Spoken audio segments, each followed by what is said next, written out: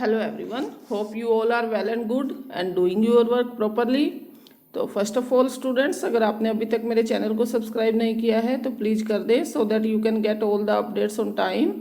And students, in this video we will do question answer of lesson first in civics of class 8th which name is the Indian Constitution.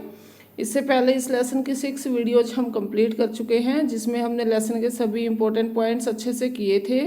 यदि आपने अभी तक वो नहीं देखी है तो चैनल की प्लेलिस्ट में जाकर आप देख सकते हो एंड डिस्क्रिप्शन बॉक्स में भी लिंक प्रोवाइड किया जाएगा, आप चाहे तो वहाँ से भी देख सकते हो.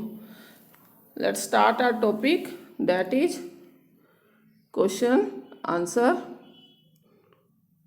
और ये मैंने सारी चीज़ें मेंशन की है ऊपर, जैसे कि क्लास एंड बुक का name, lesson number and topic. तो आप भी ऐसे सारी चीज़ें मेंशन कर लीजिएगा. Our first question is why does a democratic country need a constitution. कि किसी लोकतांत्रिक देश को संविधान की ज़रूरत क्यों पड़ती है. तो इसका आंसर देख लेते हैं क्या है. आंसर है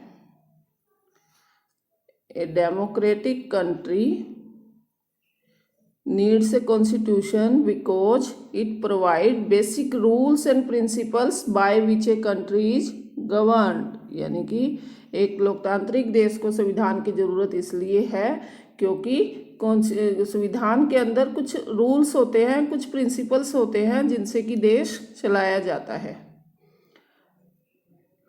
क्वेश्चन नंबर सेकंड जो है स्टूडेंट्स वो बुक में डिस्कशन का है, तो वो आप बुक में डिस्कस कर सकते हो. अभी हम यहाँ क्वेश्चन नंबर थर्ड करेंगे. Question number third is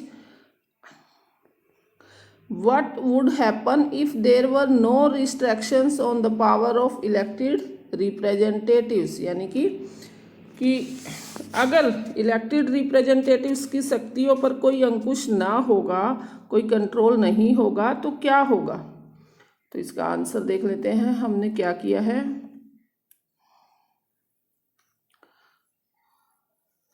answer is if there were no restrictions on the power of elected representatives, the leader might misuse the power given to them. यानी अगर इलेक्टेड रिप्रेजेंटेटिव्स की power पर restriction नहीं होगी तो हो सकता है कि जो लीडर्स हैं वो अपनी पावर का मिसयूज करें, मतलब कुछ गलत इस्तेमाल करें अपनी पावर का. ओके, नेक्स्ट आ गए हैं हम हमारा क्वेश्चन नंबर 4. क्वेश्चन नंबर 4 क्या कहता है देख लेते हैं. Question number 4 is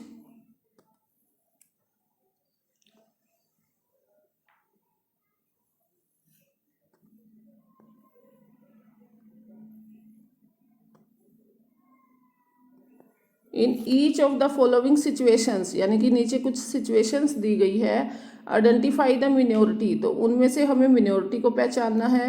right one reason why you think it is important to respect the views of the minority in each of this situation. और इस बात को ध्यान में भी रखना है कि आप जो बोल रहे हैं कि मिनोरिटी जो है उसके व्यूज को भी हमें रिस्पेक्ट देनी है. तो इन सिचुएशंस में हम कैसे दे सकते हैं वो रिस्पेक्ट, हमने वो देखना है अब. तो फर्स्ट सिचुएशन देख लेते हैं क्या है. फर्स्ट सिचुएशन है in a school with 30 teachers 20 of them are male. यानी एक स्कूल में 30 टीचर्स हैं जिनमें से 20 क्या है, मेल है.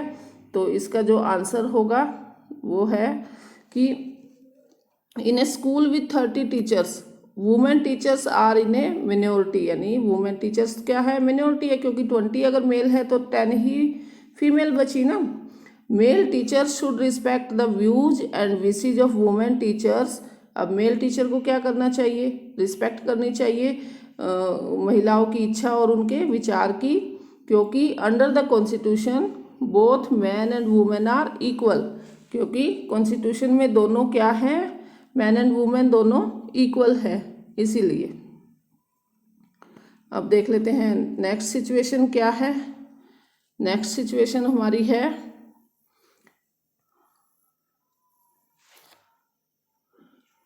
In a city 5% of the population are Buddhist, यानी एक सिटी में ओनली 5% जो पॉपुलेशन है, जो लोग हैं, वो बुद्धिस्ट हैं। अब इस सिचुएशन में क्या करना चाहिए वो देखते हैं। आंसर है in a city Buddhist are in a minority. City में बुद्धिस्ट क्या है, मिनोरिटी है, मतलब संख्या में कम है, क्योंकि ओनली 5% है, यानी 95% तो कोई और हुआ। And majority should respect the religion of the Buddhist, और मेजोरिटी को क्या करना चाहिए, बुद्धिस्ट के रिलीजन के भी क्या करनी चाहिए, रिस्पेक्ट करनी चाहिए। अब देख लेते हैं हमारी थर्ड सिचुएशन क्या कहती है। थर्ड सिचुएशन है in a factory mess for all employees 80% are vegetarian, यानी कि एक फैक्ट्री में जो 80% जो कर्मचारी है वो वेजिटेरियन है, मतलब शाकाहारी है। अब इसका आंसर देखते हैं क्या होगा। आंसर में आंसर है in a factory mess non vegetarian are in minority. तो फैक्ट्री की मैस में जो नॉन वेजिटेरियन है वो क्या है, मिनोरिटी है, मतलब वो संख्या में कम है, क्योंकि 80% वेजिटेरियन है। And the majority should respect the views of minority, यानी कि मेजोरिटी मतलब जो संख्या में ज़्यादा है, मेजोरिटी को चाहिए कि वो क्या करे, मिनोरिटी के व्यूज की रिस्पेक्ट करे। एंड नेक्स्ट सिचुएशन देख लेते हैं क्या है। नेक्स्ट आ गए हम यहाँ डी पर। In a class of 50 students 40 belong to more well off families, यानी 50 बच्चों की एक क्लास में 40 जो बच्चे हैं वो अच्छी मतलब रिच फैमिली से बिलोंग करते हैं। तो इस सिचुएशन में क्या होगा, इसमें देख लेते हैं हमारा आंसर क्या है। Answer is in a class of 50 students 10 students are not well off are in a minority, यानी 50 बच्चों की क्लास में 40 तो अच्छे रिच फैमिली से बिलोंग करते हैं, तो जो बच गए 10 स्टूडेंट्स वो क्या हुए, मिनोरिटी हुए। तो majority should respect the views of the minority. यहाँ भी बात वही आई कि मेजोरिटी को क्या करना चाहिए, मिनोरिटी के व्यूज की रिस्पेक्ट करनी चाहिए।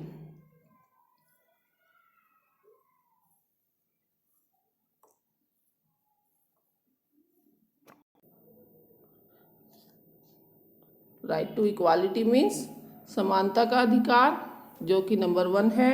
Number 2 right to freedom. Number 3 right to freedom of religion, धार्मिक स्वतंत्रता की आज़ादी। And number 4 right against exploitation, शोषण के विरुद्ध अधिकार। Number 5 cultural and educational right.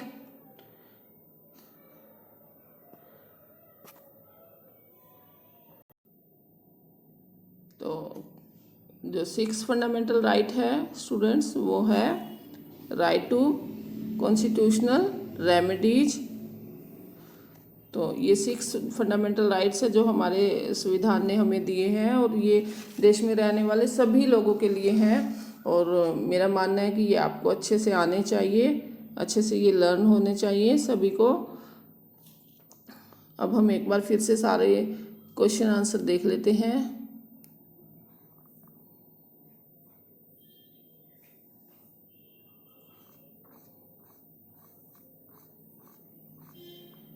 देखिए students, question number 1, second is in book. Question number 3,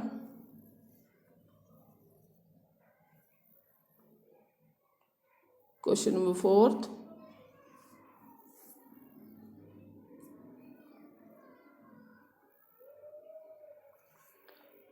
fifth,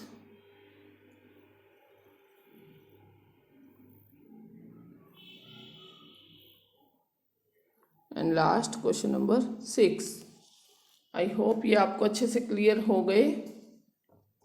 तो at last I would like to say thanks to everyone for watching, and dear students please like share and subscribe my channel.